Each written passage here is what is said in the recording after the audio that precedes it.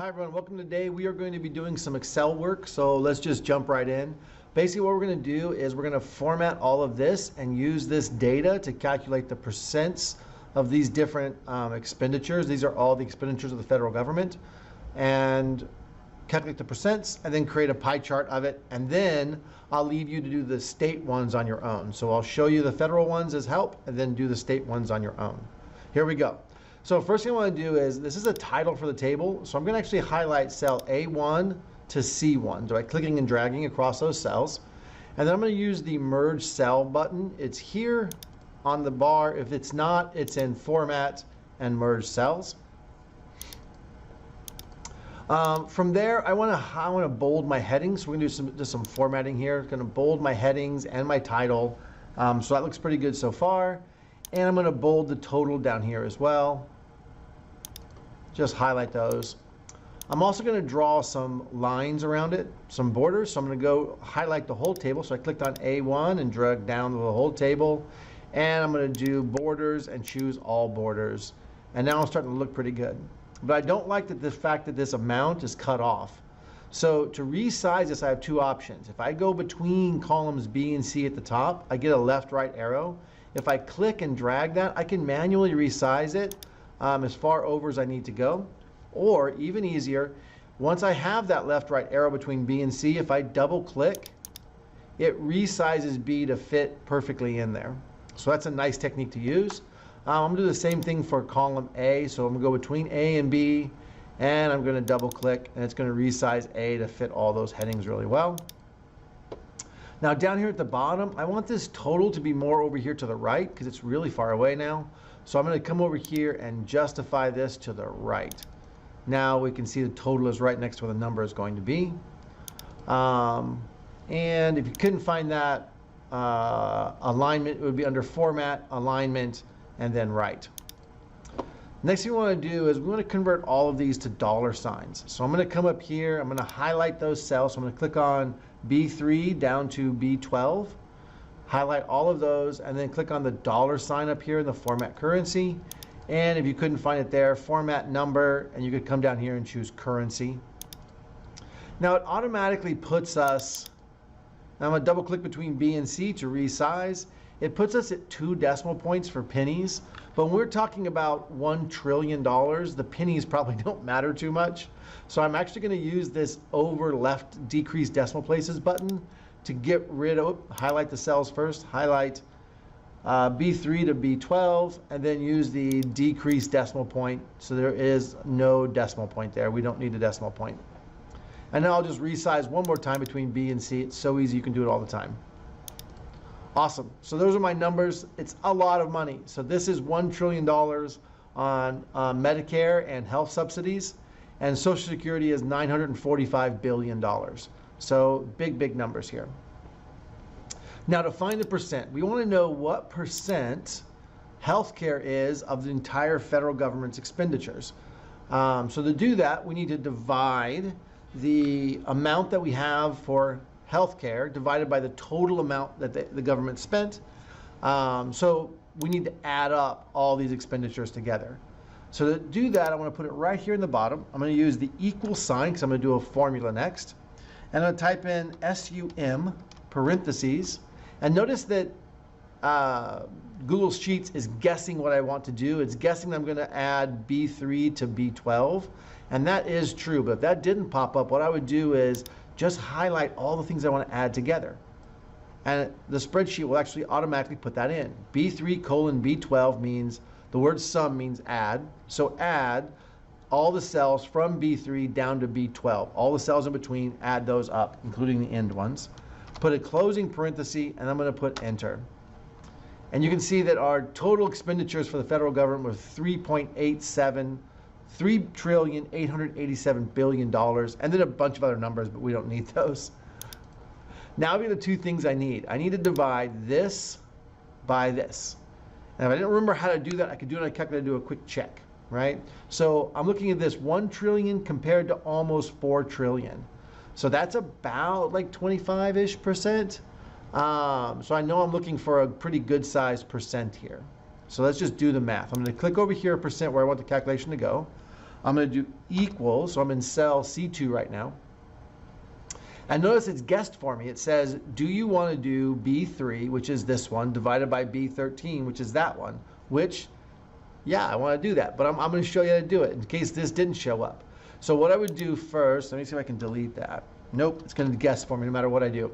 I would just click on B3, then I would use the divided by symbol, which is a slash, and then I would just click on B13. And I'm going to hit enter. And notice how the spreadsheet's actually already guessed that it's supposed to be a percent, and it's already converted it for me into percent. So that's kind of cool and fantastic. If it didn't do that, I would just click on the cell and then click on this percent button. All right, two things I can do now. I can just do this again. I can say equals, and now, oh, it's guessed again. I can just hit enter and it will do it again. Or if I click on this cell, I get this handy little blue square here. If I click on that square and drag it down, it will calculate all the way down through there. Oh, but it didn't like that. Look at all the divided by zeros. Awesome. So when it did that, it actually moved this cell. So if I look here, this is actually up here in the formula bar. It says B5 divided by B14.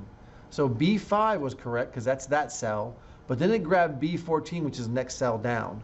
So copying and pasting that down did not work. We're not going to fix Y right now. I think we'll just do it manually because it's pretty easy. I'm going to do an equals here. It's going to guess correctly. I'm going to say enter. Equals here. I can click on this one, hit the divided by symbol, the slash, and then click on the B13 and hit enter. I could also go equals, and I could just type in, and I could say, hey, I want B7, the one next door, divided by B13, and then hit enter. And that would work as well. So all of these techniques work just fine for entering your formula.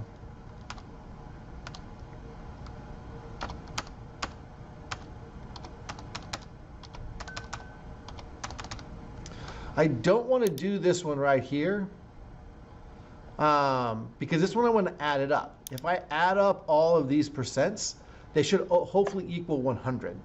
So I'm going to come down here and say equal, and I'm going to say, oh, and it's guessing really well, the sum of, and I'm going to highlight all the cells I want to add together, and then put a closed parenthesis and hit enter. And it's 100%. So that's wonderful news. They all add up. Now I'm going to actually take these numbers and I'm going to center them real quick. Boom, all done. I don't like the way that looks actually. Maybe I'm going to right justify them instead. I don't know. I don't like the way that looks either. All right, so that does that. So now we've got our data calculated. We just need to create a graph. So to do this, I'm just going to highlight all my data, just right across through here. I don't want the total or the total percent. I just want these categories in there. And maybe I'm going to include the word category too. Let's just see what happens. And I'm going to do an insert chart. And it's guessed I wanted this kind of chart, which I don't want this kind of chart. I want a pie chart. This isn't too bad, but I do want a pie chart. So I'm going to right click on the chart somewhere, and I'm going to say chart style. No, I want a chart type.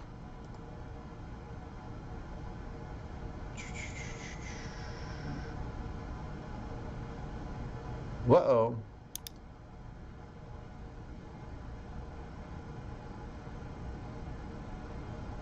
Okay, so I'm not going to do that. I'm going to delete that chart. Then I got to do it a little more carefully then. Wait, maybe this does it.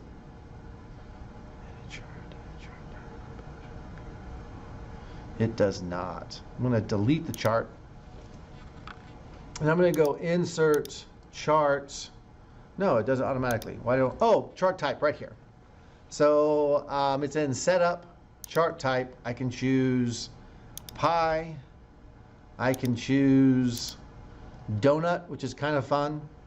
And I can choose a 3D pie or 3D donut. It should be a 3D pie. That's weird. It's a donut.